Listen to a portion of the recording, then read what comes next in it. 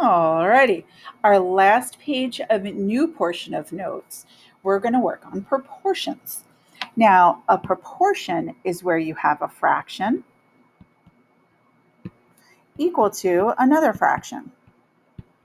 There's lots of ways to attack these to get the variable by itself, but what we're going to do is cross multiply. So the first step, cross multiply.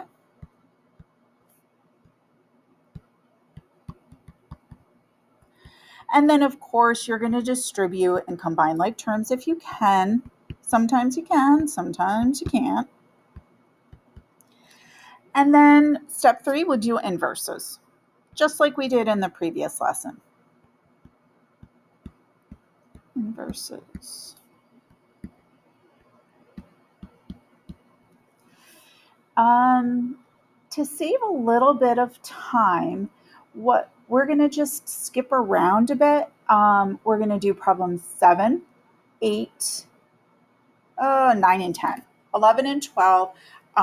It's just extra practice, so I'll put the answers down there for you. So not only do we have a fraction, but we have a fraction on both sides of the equation. Like I said, you can think of this in different ways, but when you have fractions on both sides of the equation, you can cross multiply, which means you're taking the 3 and the x and multiplying it together, and the 4 and the 6, and you're multiplying it together. So 4 times 6 is 24. And then to get the x by itself, you do inverses. So we divide both sides by 3. So you end up with x equals 8. Take a look at problem 8. Now this one's a little bit different because we have 2 over 10 equals 4 over n plus 5. This guy right here, n plus 5, actually has invisible parentheses around it. There's 2 pieces in that denominator. There's 2 terms. So keep that in mind when we cross multiply. So I have 10 times 4, which is 40. And then I have to do 2 times n plus 5. It's not just 2 times n, it's 2 times this whole thing. Like that. Now we have to distribute because we have parentheses. So I have 40. 2 times n is 2n.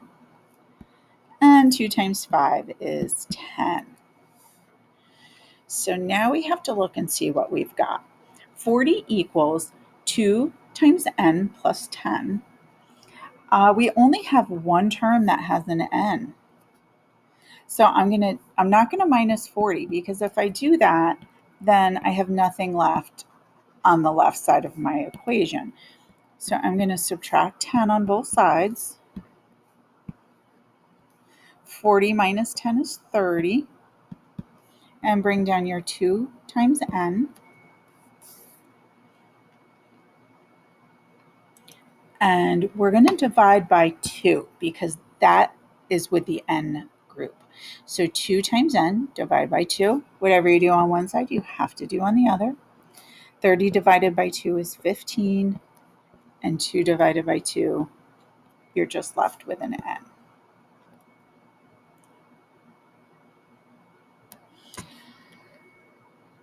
So number 9. What's going to be different about this is we're going to have variables on both sides. So you go ahead and cross multiply. And it doesn't matter which way you do first. I usually just start with the denominator on the left, but it really doesn't matter. So 2 times y, and we have y minus 3 times 5. You could put y minus 3 first. I'm going to put the 5 first. It just, I don't know. I'm used to seeing it that way. So now we're going to distribute. Bring down your 2y. 5 times y is 5y. 5 times a negative 3 is a minus 15. So just like with, we only had one y term in the previous problem. We have a 2y and a 5y, but they're on opposite sides of the equal, so I have to do opposite. I would love to subtract 2y on both sides, but then I would have nothing left on the left side of my equation. So unfortunately, I have to minus 5y. And I say unfortunately, it's not that big of a deal, but we're going to end up with some negatives. 2y minus 5y, whoopsie, is negative 3y. That goes away. And then you bring down your negative 15. So to get y by itself, I divide both sides by negative 3. So y equals 5.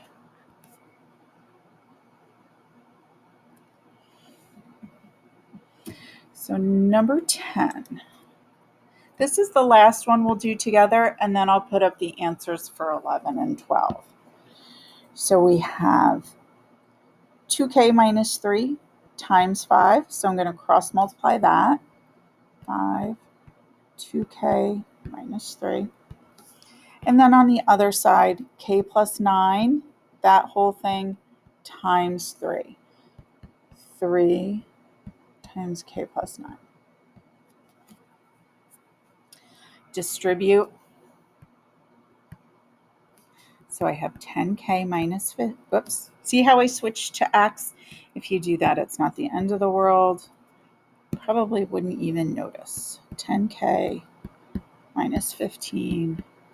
And then distribute your 3 over here on the right-hand side. 3k plus 27. Now, this is the point we don't have any like terms to combine on each side of our equation. So just do opposites. Move the k to one side and move the plain old numbers to the other side of the equals. I'm going to move my k's to the left side. So I'm going to minus 3k.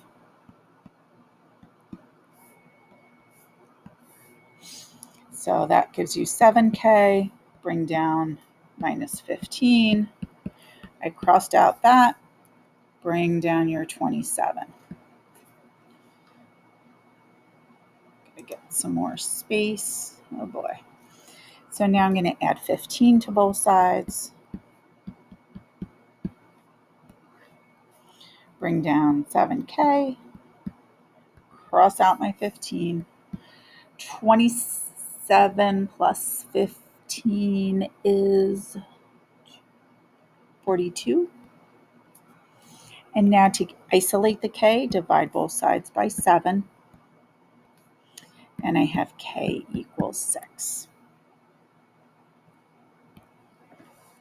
If you would like to try 11 and 12, let me zoom out a little bit.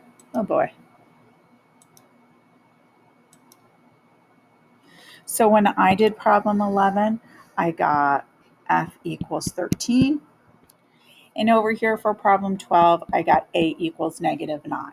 If you do try these on your own and you don't get those answers, just bring it to me and I'll take a look and see what's going on. Before I say goodbye, the next page is just mixed practice. Again, if you would like to do that, that would be great. It's optional. So I'll give you the answers to these and then you can give them a try if you want. So W equals negative 2/3. Or if you put this as a decimal, negative 0.6 repeating. So when you have a repeating decimal, it's best to leave it as a fraction. Number 2, I actually didn't finish. So I believe when you do this one, you get 9. Wait, no, hold on. 3, hold on. Let me pause this. So this one I didn't finish. For some reason, I must have gotten distracted, so I'll do this one quick. 9m minus 27 plus 3m equals, and another m, 7m plus 43. So first thing I'm going to do is combine like terms. So I have 12m minus 27 equals 7m plus 43. So I'm going to move my m's to the left side. That seems to be my comfort zone. Minus 7m. So I have 5m.